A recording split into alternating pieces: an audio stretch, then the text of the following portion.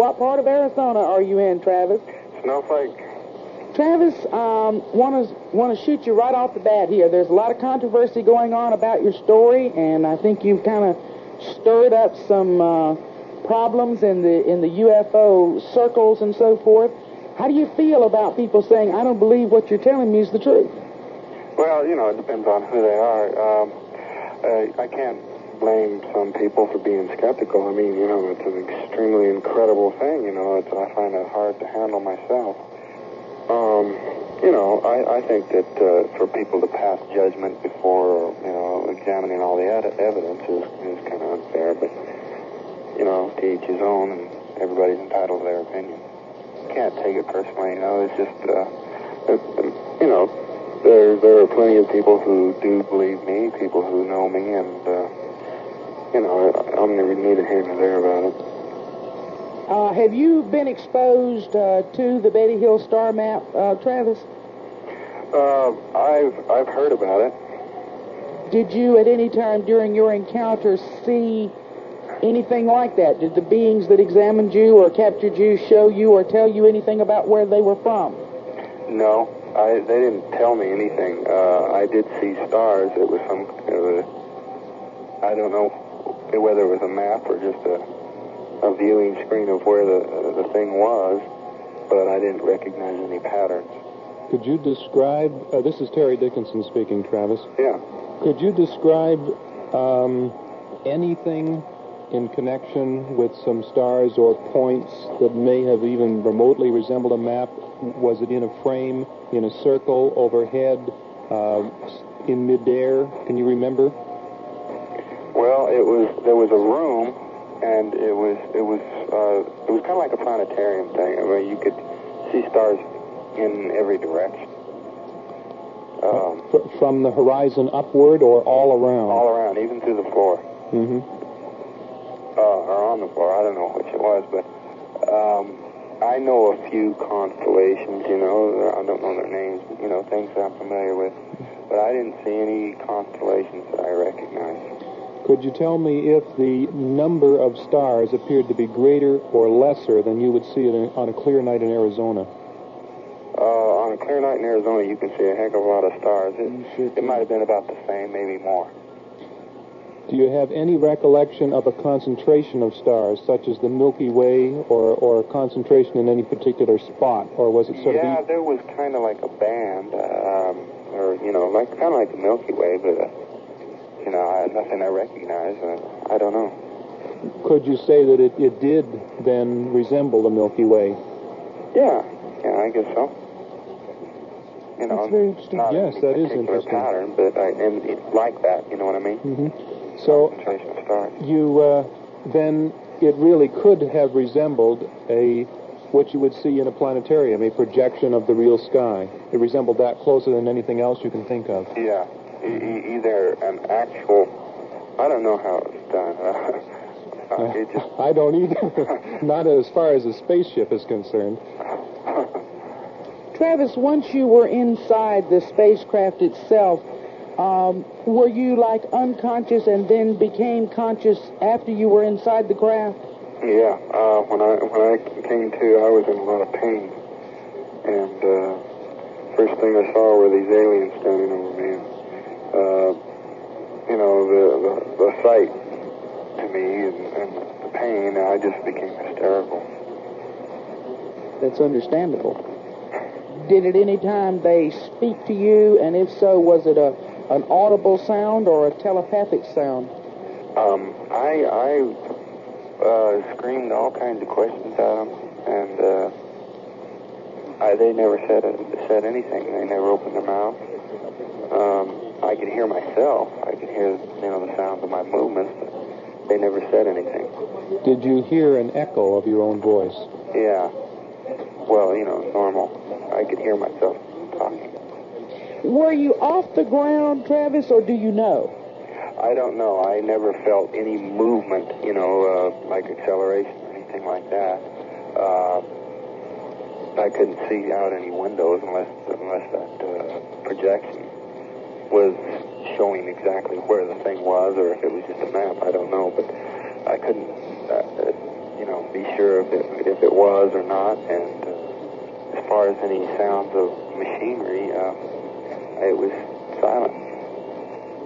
When you were younger and before this occurred to you, did you know anything about UFOs? Had you ever, were you a science fiction buff or anything like that? No.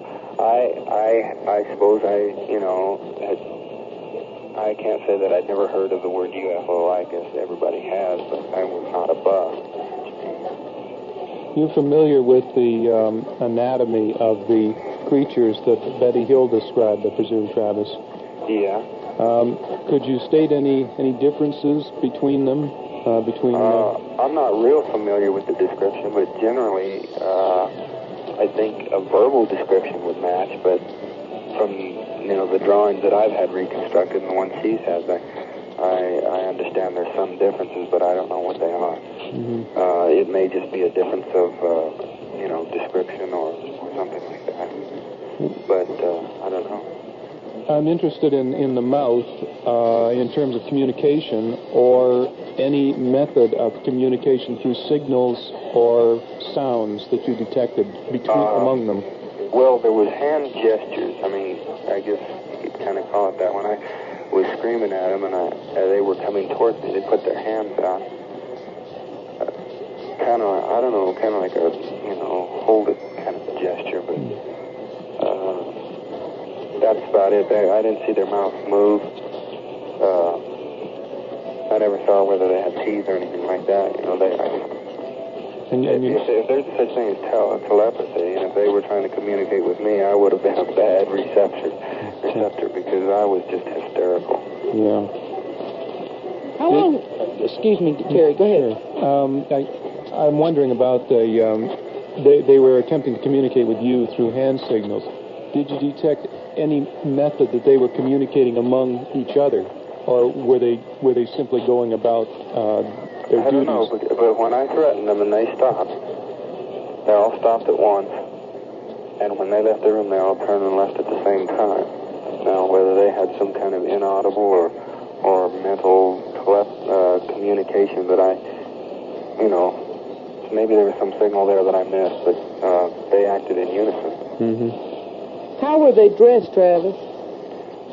They had on the coveralls, just one-piece clothing down to the wrists, up to the neck.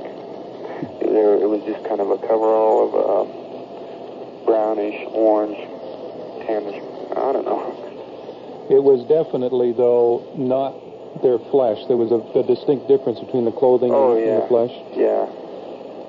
You could tell it was some kind of material. I couldn't see a weave in it, like coarse fabric, but I got the impression it was kind of a material. What about the texture of the skin and the color? Pale white, chalky looking. Any texture, or was it smooth? It was pretty smooth, like in the bends in their hands when they put them out towards me. I could see that when they bent their fingers, it didn't wrinkle quite like ours. It kind of had a rounded fold look. I don't know what that means. You think there was any chance that they may have been robots, Travis? Boy, that would be a sophisticated piece of machinery, but I guess anything that would function as a being for that purpose would be undetectable because they looked alive to me. Did you see any semblance of living characteristics like blinking of eyes or hair? Oh boy, those eyes were very large, and man, I tell you, that was the scariest part of the whole thing. The way they looked at me, it just seemed like they looked right through me. And their eyes were so large that when they blinked, it was very striking. It was just wham. Were they male? Did you get the feeling they were men or women, or male or female, I guess would be better? I couldn't tell. I don't know. Travis, Jack Kennicutt here. When Betty Hill was with us, she described the eyes of the aliens that she saw and mentioned the fact that they seemed to wrap around the head somewhat. Did you find this to be the case? don't know. They were just extremely, extremely large, but I wouldn't say they wrapped around their head. Did you notice a color to the eyes? Yeah, they were brown. Brown in the pupil and iris, and white in the rest. Not trying to get away from the description, but I'm sure most skeptics would probably like to know if you had any enemies at that time that really wanted to see you put out of action for a while. No, none. What about the other people, Travis? I believe there were 6 of you all together. So there was 5. No, there were 7 of you all together, wasn't there? Yeah. Yeah. What happened to the other 6 people? Are you still friends? We're on friendly terms, but they're scattered all over the place. One of them's living in New Mexico, one of them's living in Texas, one southern Arizona, all over.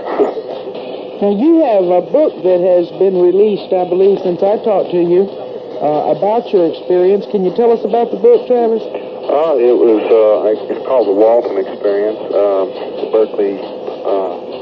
Berkeley Publishing Company published it. I wrote it to set the record straight. I've seen so many accounts that were inaccurate, and it was just really garbled, and like what you brought up there at the first, the accusations that were made. I wanted an opportunity to answer each thing and straighten things out and show things to be the way they really were. Are you familiar with a book entitled The Ultimate Encounter? Yeah. By Bill Barry? Uh-huh. Is that an accurate account? Oh, fairly so. There's a few minor mistakes. Such as? Oh, he wrote that the National Enquirer paid me $5,000 for my story, and they didn't. They didn't pay me.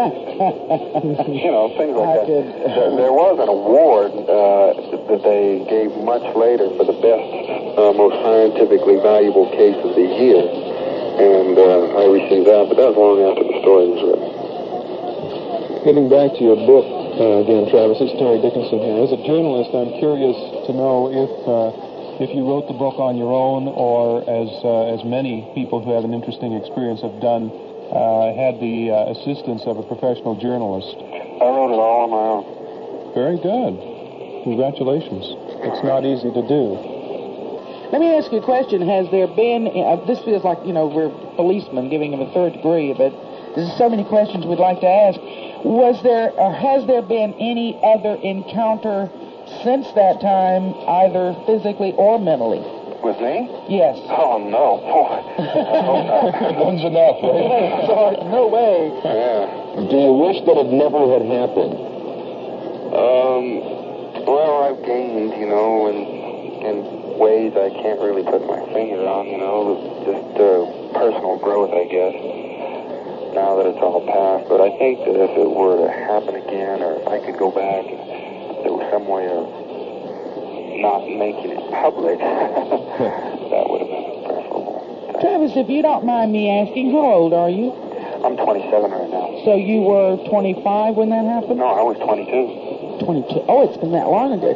Time passes really fast. I was 26 when that happened. No, I'm just teasing you. Do you think that it has made you a more philosophical person? I'd say definitely. And what might that philosophy be, if I might get you to share that with me? Oh, I just think that I think it's kind of broadened my view. I think more in terms of a total universe, more so than, not to get, fanatical about it, or, how some people turn it into a pseudo-religion or something, but, I just think more in totality of things, I think, than the average person tends to. Do you believe, and I realize I'm asking you now for your own opinion, but do you believe that these beings that captured you were extraterrestrial? Do you think they were something earthbound? What do you think that they were? I have nothing solid that would tell me for sure where they were from, but I would tend to believe they were extraterrestrial. There's other possible explanations, but probably the most likely one would be extraterrestrial. What are some of those other possible explanations you think? Well, Dr. Hynek has a sort of an extra-dimensional theory. Some people believe they come from lots of places. Some people, believe they're segments of the devil, and, there's lots of different theories, but I think probably the most likely would be extraterrestrial. One final question that I would like to ask of you, and then gentlemen, if you have anything else to say. I'm a mother myself. I have children of my own, and I've talked with your mother many times. In fact, every time that I've called you. How has this affected your mother? Does she believe your story? Oh, yeah. I mean, she knows me better than anybody. Of course, she knows it really happened. I think she's handled it really good. She's kind of adjusted to the same way I have. We tend not to discuss it or talk about it almost at all. When somebody else brings it up, it's just kind of put aside, and we just go on with our normal lives. I realize that some people have had similar experiences tend to get wrapped up in the subject. I think that can be, harmful. So I just try to keep things pretty much as normal as possible. Thanks, Travis. Thank you, Travis. Mm-hmm. Bye-bye. Bye-bye now. Bye.